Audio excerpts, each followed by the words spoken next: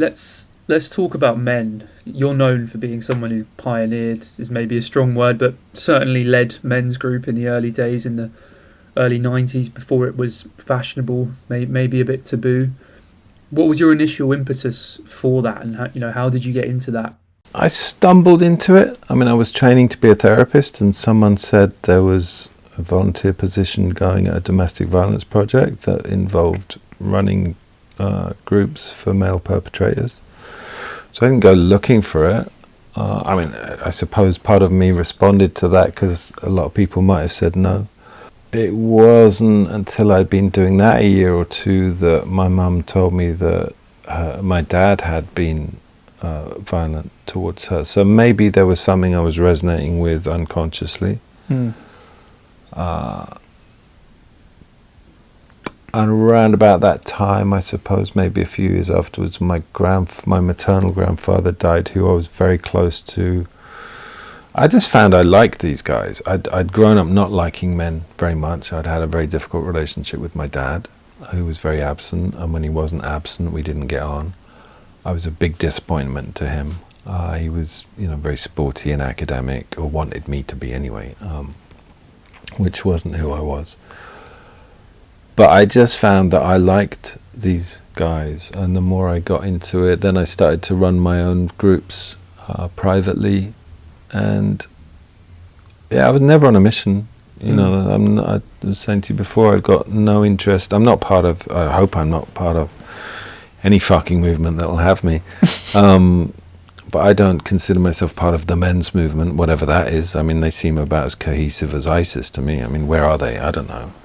I don't know much about that scene, and I don't have much interest in gender. I don't have much interest in masculinity. We certainly don't sit around talking about what it means to be a man, ever. So they happen to identify as men. But I don't give a shit about gender, and it's not my thing. I'm just trying to help. I recognize that guys perhaps lag behind a bit, when it comes to, there are certain social constraints that are different for men, and I'm better at working with that because I am one. I think when you're working with men, like for example, if I'm doing anger work, which I don't do much of, but I've done a fair amount of, when you're doing anger work with women, women will tend to cry when they start to get angry because that's what they've been trained to do. Like if a woman gets angry, she's a crazy bitch, but she's allowed to cry, right? Or she's a hysterical crazy woman, or whatever, she's mad.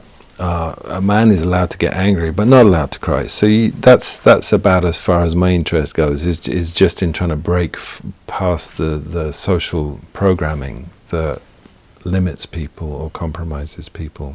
All the men I've worked with have been seduced when they've been sexually abused. I've never encountered a man who's been violently raped. The women had been violently raped, and when they gathered in a group, I think they were getting very traumatized by each other's stories, whereas with men, when you're dealing with sexual abuse, it tends to be, it's more a matter of convincing them that they've been abused, because they've been seduced and cajoled into it. And the same is true in my case. It took me a long time to accept that I'd been abused and see what had happened to me as an abusive experience. So I'm probably more attuned with some of the social conditioning and the social situations. And you've been doing this a long time, and we know that men are less likely to talk about their feelings, but once you scratch below the surface in your groups or in one-to-one therapy, I imagine there may be some common themes that come out. Are there any common themes you find that rear their head again and again? I mean, across the board, I'm not going to give you particularly insightful, amazing information about this, because it's actually I don't notice any difference with men and women. Everyone's talking about their relationships. Men and women talking about their relationships. If you told me 30 years ago when I started doing this that 80% of my day would be spent talking to people about their fucked up relationships, I would have been shocked. But that's the bulk of what people bring to therapy, regardless of men or women. In men's groups, I think that's a really big part of it. We try and avoid the other stuff, the work-related stuff, as much as we can. The problem solving, it's part of my job, and I think to be fair to the guys, they all are really good at this as well. The part of my job is just to make sure we don't get into fix it. Well, I think you should do this kind of responses, which men love to do. We hate being powerless. We hate not being able to get in there with roll our sleeves up and fix a situation.